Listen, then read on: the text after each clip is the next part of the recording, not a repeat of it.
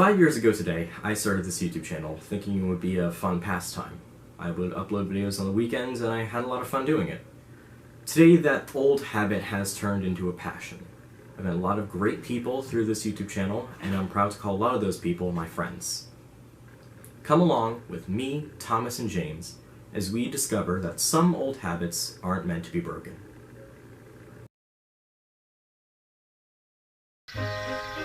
It was a warm summer morning. Thomas was getting ready to leave when James started boasting. "Are you getting ready to go to your little branch line, Thomas? It suits you after all. A little branch line for a little engine." Thomas was cross. He knew boasting was an old habit of James's, but it still hurt him a little. "It's not little, it's long. It goes through many towns, and you must go slowly because of that," interrupted James. "But I can go as fast as I like on the main line, and I get twice as many passengers as you. Now, if you'll excuse me, I must be off. Goodbye, little Thomas, and don't go fishing again." "Don't forget your bootlaces, James," Thomas jeered. James left, and Thomas went to fetch Annie and Clarabelle. Later, James was at the junction waiting for Thomas. James had arrived early, but he thought he was right on time, so when Thomas pulled him to the station on time, James started to ridicule him. "Just what do you think you're doing, Thomas? Arriving late is not how you run a railway."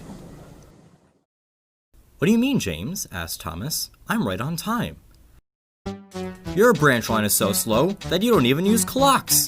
And James fumed away with his heavy coaches.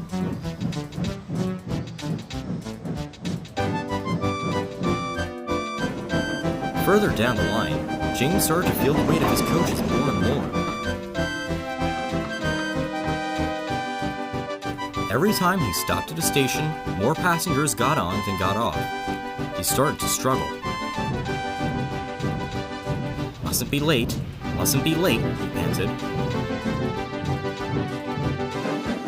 He was coming up to a slope when it happened. The coupling between his coaches snapped, leaving the last coach stranded near the top of the slope. James didn't notice. "Hooray! It's easy now," he said. The guard screwed on the brakes to keep the coach from rolling back down, then chased after James, blowing his whistle. James didn't hear, and the driver and fireman didn't notice. The guard found a signal box and telephoned for help. Thomas was shunting in the yard when the call came in.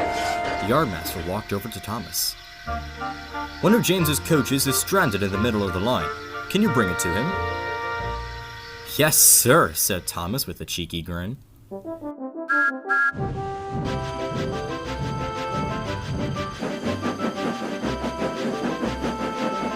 He found the coach and buffered up. He blew his whistle and started to puff over the top of the grade and bring the coach to James.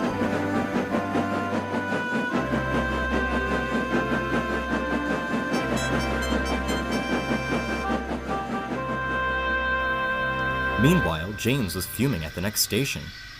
"Where's my last coach?" he cried. Just then, Thomas shunted the coach behind him. "Well, James, are you sending me to play Hunt the Coach?" he teased. "I appreciate the gesture, but I've played Hunt the Truck with Bill and Ben before. Maybe you do need bootlaces." James was very embarrassed. The coach is coupled to the rest of James's train, and Thomas left to go back to the yards.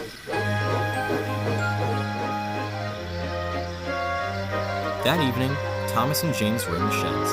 They were the only engines there. "I'm sorry for being so rude to you this morning, Thomas," said James. "Your branch line isn't small, and you're very strong." "That's all right, James.